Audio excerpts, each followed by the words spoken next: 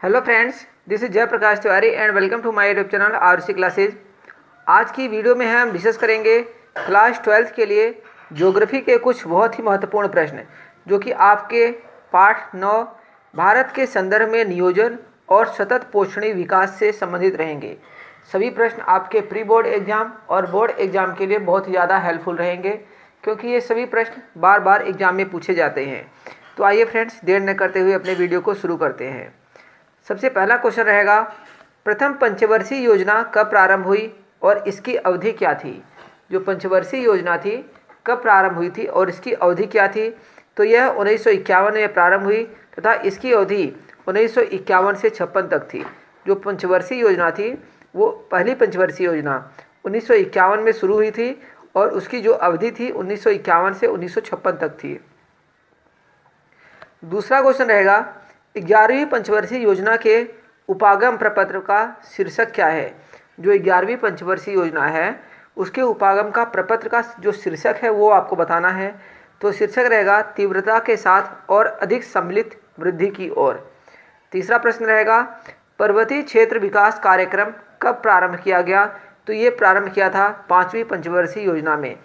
जो पंचवर्षीय योजनाएं अब तक हुई हैं उनसे रिलेटेड प्रश्न हमेशा पूछे जाते हैं कि किस पंचवर्षीय योजना में किसको प्राप्त करने का लक्ष्य रखा गया, किस क्षेत्र को प्राप्त करने का लक्ष्य रखा गया।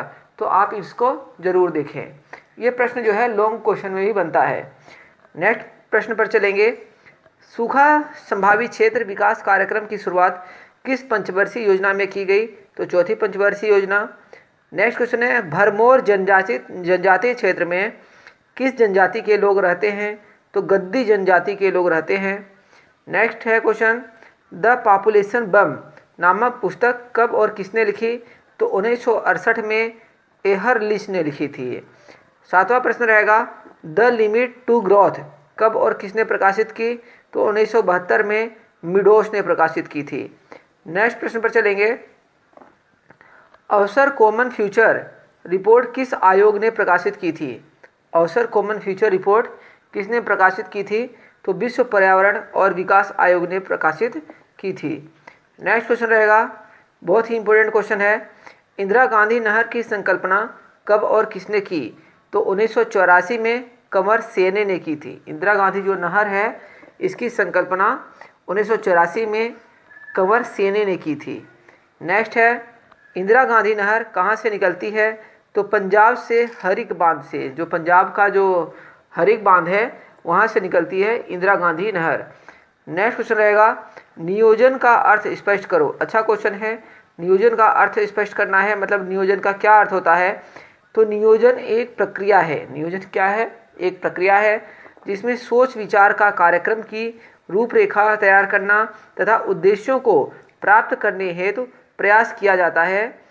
नेक्स्ट क्वेश्चन रहेगा, खंडी नियोजन किसे कहते हैं। जो बोर्ड परीक्षा 2013 में भी आ चुका है। ये खंडी नियोजन का अर्थ है अर्थव्यवस्था के विभिन्न सेक्टरों जैसे कृषि, सिंचाई, विनिर्माण, ऊर्जा, परिवहन, संचार, सामाजिक और संरचना और सेवाओं के विकास के लिए कार्यक्रम बनाना और उन्हें लागू करना।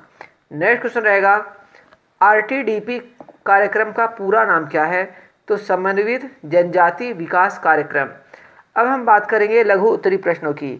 यहाँ पर आपको लघु उत्तरी प्रश्नों के उत्तर भी दिख रहे होंगे, आप इसको पढ़ें और चाहे तो आप स्क्रीनशॉट ले सकते हैं। अगर आप इसकी पीडीएफ चाहते हैं तो हमारे टेलीग्राम चैनल को ज्वाइन कर लें, आपको वहाँ से पीडीएफ मिल जाएगी। उसके लिए लिंक दिया हुआ है डिस्क्रिप्शन बॉक्स में, या फिर टेलीग्राम में आरवीसी क्लासेस लिखकर सर्च करेंगे तो भी आपको मिल जाएगा। पहला प्रश्न रहेगा लघु उत्तरी प्रश्न का, भारत में सूखा संभावित क्षेत्रों में समन्वित जल संभर विकास कार्यक्रम अपनाना जरूरी है। इस कथन की उपर्युक्त तथ्यों सहित व्याख्या करनी है। तो भारत में सूखा संभावित क्षेत्रों में समन्वित जल संभर विकास कार्यक्रम अपनाना जरूरी है। क्यों जरूरी है। सूखा संभावित क्षेत्रों में वैकल्पिक रोजगार के अवसर जुटाकर इन क्षेत्रों में जल, मिट्टी, पौधे, मानव तथा पशु जनसंख्या के मध्य पारिस्थितिकी संतुलन करके, और थर्ड पॉइंट रहेगा पारिस्थितिकी निम्नीकरण को रोकने के उपाय बताकर। नेक्स्ट क्वेश्चन रहेगा, भरमौर जनजातीय क्षेत्र की अर्थव्यवस्था व समाज को बुरी तरह प्रभावित करने वाले कारक कौन से हैं। तो कौन से हैं, एक तो है जनजातीय क्षेत्रों की जलवायु कठोर है, पर्वतीय क्षेत्र होने के कारण यहाँ संसाधन बहुत कम है। और तीसरा पॉइंट है पर्यावरण भंगुर है, कमजोर है। नेक्स्ट क्वेश्चन रहेगा लक्ष्य क्षेत्र नियोजन में पिछड़े क्षेत्रों के लिए क्या क्या कार्यक्रम रखे गए हैं। इसका प्रश्न उत्तर दिया हुआ है, आप इसको चाहें तो स्क्रीनशॉट ले लें और पढ़ लें। फिर है पिछड़े हुए क्षेत्रों में विकास के क्या सुझाव दिए गए हैं, मतलब वहाँ पर कैसे विकास किया जा सकता है, इसके लिए सुझाव क्या दिए गए हैं। सभी लोग लाभान्वित हों, केवल प्रभावशाली व्यक्ति ही नहीं, स्थानीय संसाधनों और प्रतिभाओं का विकास हो, जीविका निर्वाह अर्थव्यवस्था को निवेश उन्मुखी बनाना, पारिस्थितिकी संतुलन बनाए रखना और पिछड़े क्षेत्रों की बाजार व्यवस्था में सुधार करके श्रमिकों को लाभ पहुंचाना। नेक्स्ट क्वेश्चन रहेगा इंदिरा गांधी नहर कमांड क्षेत्र से क्या अभिप्राय है, इस क्षेत्र की स्थिति तथा विस्तार बताओ। मतलब ये जो इंदिरा गांधी नहर है ये कहाँ से लेकर के कहाँ तक प्रवाहित होती है, इसके विषय में आपको बताना है इसके बारे में। नेक्स्ट प्रश्न रहेगा भारत के विकास में प्रादेशिक विषमताओं की प्रमुख विशेषताओं का विवरण दीजिए। तो फ्रेंड्स ये था एक इम्पोर्टेंट प्रश्न, इसका उत्तर भी लिखा हुआ है, आप देख सकते हैं। अब आगे के प्रश्न जैसा कि आप देख रहे हैं, पिछड़े क्षेत्रों के विकास के लिए बनी राष्ट्रीय समिति ने कौन सी बातों को ध्यान में रखकर पहाड़ी क्षेत्रों में विकास के लिए सुझाव दिए। 6 बिंदु लिखे। तो 6 बिंदु लिखे हुए हैं, बहुत आसान है, आप इसको पढ़ सकते हैं।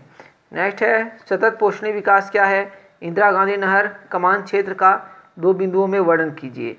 नेक्स्ट है राजस्थान की शुष्क भूमियों में इंदिरा गांधी नहर सिंचाई के शुरू होने से इस प्रदेश की पर्यावरणीय दशाओं पर किस प्रकार सकारात्मक प्रभाव पड़े हैं, कोई 3 बिंदु लिखिए।